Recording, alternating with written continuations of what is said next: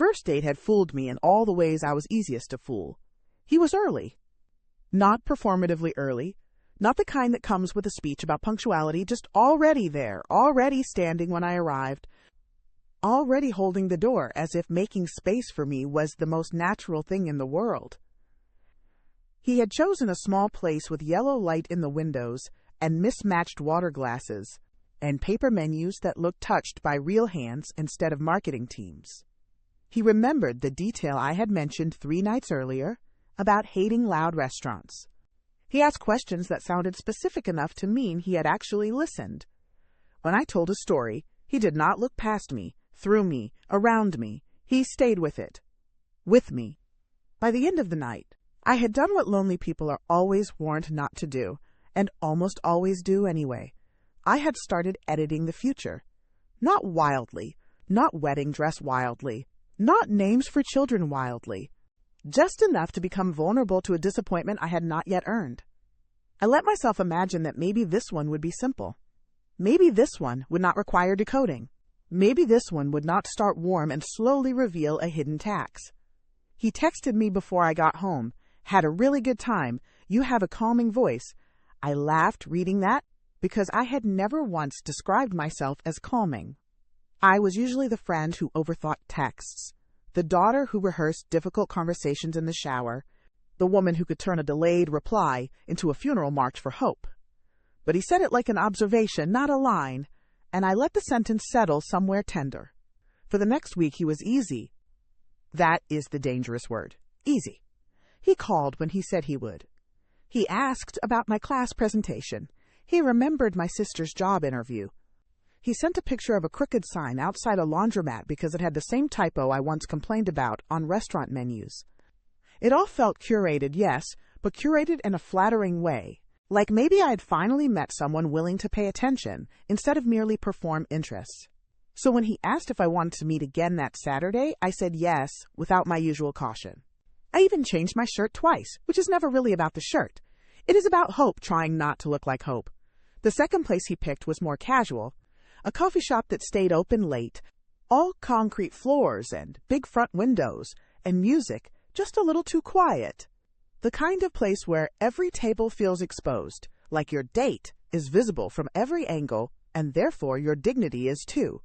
He arrived 10 minutes late, which would not have meant anything by itself. People are late. Traffic exists. Shoelaces break.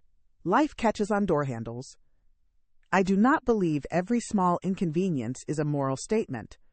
But when he slid into the chair across from me, he did not look relieved to see me. He looked distracted, as if he had come from something more interesting and had not fully forgiven the interruption. He smiled, but only with the lower half of his face. His eyes kept moving. Phone. Door. Counter. Back to his phone. I told myself not to be dramatic. This is another phrase women use, like duct tape. We wrap it around a bad feeling until the edges stop showing. He said he was tired. Long week. Bad sleep. Too much driving. I nodded because all of those things are ordinary, and ordinary things deserve mercy. I asked if he wanted coffee. He shrugged and said, "Whatever, you pick." It was the first tiny bruise. Not large enough to point at, not sharp enough to call rude. Just indifferent in a place where he had once seemed intentional. At the counter, I tried to recover the version of the evening I thought I was on. I ordered something sweet for myself, something simple for him. And when I came back, he was scrolling on his phone with both elbows on the table, face lit blue by a screen he did not bother lowering when I sat down. I made a joke about how serious he looked. He said, "I'm multitasking." The way he said it made me feel childish for wanting his attention, as if eye contact were an extravagant request instead of the bare minimum architecture of a date. I laughed anyway, because sometimes laughter is not agreement. Sometimes it is camouflage. I asked about his week. He answered in fragments. I offered a story about my professor mixing up 2 students, names for an entire semester. He snorted, but not at the story, at the way I told it. Then he said, "You really narrate everything, don't you?" It landed badly, though it was dressed as a joke. That is another thing I wish I had learned younger. If you have to inspect a remark for bite marks, it probably bit you. I smiled, the small, polite smile people wear when they do not yet want to admit they are hurt. I said, "I guess I do." He leaned back in his chair and said, "It's kind of intense. There are comments that arrive as information, there are comments that arrive as invitations, and there are comments that arrive like tiny applications for power. They test whether you will defend yourself, shrink, or volunteer to do the shrinking for him." I chose the oldest habit I had. I explained myself. I said I only talk a lot when I'm nervous, and I was maybe a little nervous because I liked him. I handed him the most vulnerable version of the truth, wrapped neatly, as if honesty might teach him to be gentle. He looked almost amused. Then he said, "You don't have to be weird about it. It is difficult to describe how fast a room can turn when the other person decides your sincerity is embarrassing. Nothing physically changes. The lights stay warm, the milk still foams behind the counter, the people near the window keep typing into their laptops like the world is stable. But something in you steps backward. Your body begins quietly gathering itself, like a tenant hearing unfamiliar keys at the door." I tried again. I asked him if something was wrong. He said no. He was just tired, and maybe I was overthinking. The oldest trick in the book, but one that still works when you want the night to be salvageable. He gave me a problem and then offered me the privilege of owning it, so I took it. Of course I did. I became brighter. Lighter. I asked easier questions. I stopped telling longer stories. I asked about music, movies, his friend from work, a road trip he had mentioned, anything that might let us find the first date version of each other again.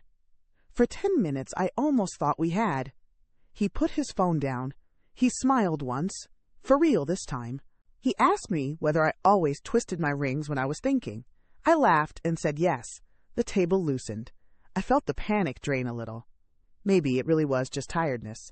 Maybe I had almost ruined a decent night by reading too much into awkwardness. Maybe the version of me I mistrust was about to be proven wrong yet again. Then he leaned back, closed his eyes, and rested his head against the wall. At first I thought he was joking. Then I waited for the punchline. Then I realized there wasn't one. He was not fully asleep. But he had chosen a posture so close to absence that the difference no longer mattered. I sat across from a man who had asked to see me, who had traveled to get there, who had filled my week with curiosity from a distance, and now, in the middle of our second date, he looked like he needed to endure me until he could leave without seeming impolite. The humiliation of that is not cinematic. It is administrative. It arrives in small, paperwork-like thoughts. What expression should I have on my face right now? How long do I wait before speaking? If I get up first, will I look oversensitive? If I stay, am I agreeing to be treated like dead air? When he opened his eyes, I asked whether he wanted to call it a night. He said, "Why are you acting mad?" I said I was not mad, just confused. He rubbed his face and laughed in that exhausted, dismissive way some people use to make your reaction look larger than it is. Then he said, "You're making this way more serious than it needs to be." That sentence did it. Not because it was the cruelest thing anyone had ever said to me, it wasn't even close, but because it snapped the whole evening into focus. Every off note, every shrug, every half joke at my expense, every glance at his screen, every moment I had spent trying to make myself easier to accompany. I saw all of it at once, and I also saw myself participating in my own erasure. Like I was still trying to earn the right to be treated with basic care. I said I needed the bathroom. My voice sounded calm enough to fool us both. In the stall, I locked the door, sat down on the closed toilet lid, and cried as quietly as I could. Not pretty crying, not dramatic sobbing, just that hot, furious leaking that comes when your body is offended on your behalf. I kept thinking, this is ridiculous. It is only a second date. Why are you crying over a man who has not earned this much access to your nervous system? But of course, I was not crying only about him. That is never how it works. I was crying because I recognized the old pattern, the quick self-correction, the eagerness to reframe disrespect as misunderstanding, the reflex to become easier, smaller, less talkative, less alive, just so someone would not regret choosing the table across from mine. I cried because some part of me had mistaken attention for kindness, and now I had to watch the correction happen in real time. When I came back, I had done what I always do. I had repaired my face. pressed a paper towel under my eyes, practiced neutrality, prepared to finish the evening in a way that would not embarrass me later. He looked up and said, "You good?" Not, "Are you okay?" Not, "Did I say something hurtful?" Not even, "I'm sorry if I was off tonight." Just, "You good?" The linguistic equivalent of checking whether a spill has reached your shoes. I said, "I think I'm going to head home." He leaned back again and said, "If you're going to be like that, then maybe, yeah." There it was, the final little pivot. He had behaved badly, and somehow I was being difficult for noticing. He had gone absent, and I was the one accused of changing the mood. It was almost elegant in its laziness. Outside, the air had cooled. The windows of the coffee shop reflected us back in fragments. Him by the door, me on the sidewalk, two people who had technically spent an evening together and experienced completely different events. He gave me a half-hug that felt like an item checked off a list. Then he said, "Text me when you get home." I almost laughed, not because it was funny, but because of the absurdity. He still wanted the closing ritual, still wanted the appearance of concern, still wanted to leave the record looking tidy. I said okay, then walked to my car with the strange hollow steadiness of someone carrying a lesson she does not yet have language for. At home, I sat on the edge of my bed in my jeans, lights still off, phone in my hand, and tried to decide which version of reality would be less painful. The one where he had shown me exactly who he was, or the one where I had ruined something promising by being too sensitive, too anxious, too wounded from old things to handle an imperfect night. This is where a lot of women lose themselves. Not in the obvious disasters, not in the unmistakable betrayals, in the administrative fog afterward, where you become prosecutor, defense attorney, witness, and accused all at once. You start building a case against your own instincts, because the alternative would require a cleaner, harder decision than you feel ready to make. So I replayed everything. The phone, the sleeping, the jokes, the tone, the bathroom, my own face in the mirror over the sink, trying to negotiate with tears like they had shown up without authorization. Then I imagined telling the story to a friend I loved. That changed everything. If she told me a man had been attentive enough to hook her, then careless enough to make her cry on the second date, I would not advise patience. I would not tell her to gather more evidence. I would not ask whether maybe he was just tired. I would ask why she thought exhaustion, excuse, contempt, and why she believed a bad night for him should become a character test for her. So I gave myself the advice I would have given anyone else. I did not need a courtroom. I already had a verdict. My body had written it in a locked bathroom stall. He texted first, "Had fun tonight. Sorry if I seemed low energy. You can be a little intense, but I think you mean well." I stared at that message for a long time. Not because I was confused anymore, but because it was so precise in its selfishness. Even his apology came with a correction attached. Even his attempt at smoothing things over required me to hold some blame for my own discomfort. He wanted to keep the door open, but only if I agreed to enter it, already diminished. I did not. I wrote back that I did not think we were a good fit, and that I was looking for something kinder than what the night had felt like. I deleted 3 softer drafts before sending that one. That is another private labor women perform, making a boundary sound gracious enough to survive male disappointment. He responded almost immediately. Said I was overreacting. Said I had taken jokes too seriously. Said dating was supposed to be relaxed, not some emotional audit. And reading that, I finally felt something better than hope. I felt relief. Because the second date had not been a mystery. It had been a preview. The first date had been curation.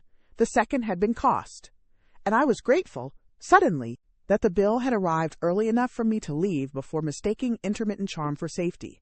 Now, when I think about that bathroom, I do not remember it as the place he made me weak.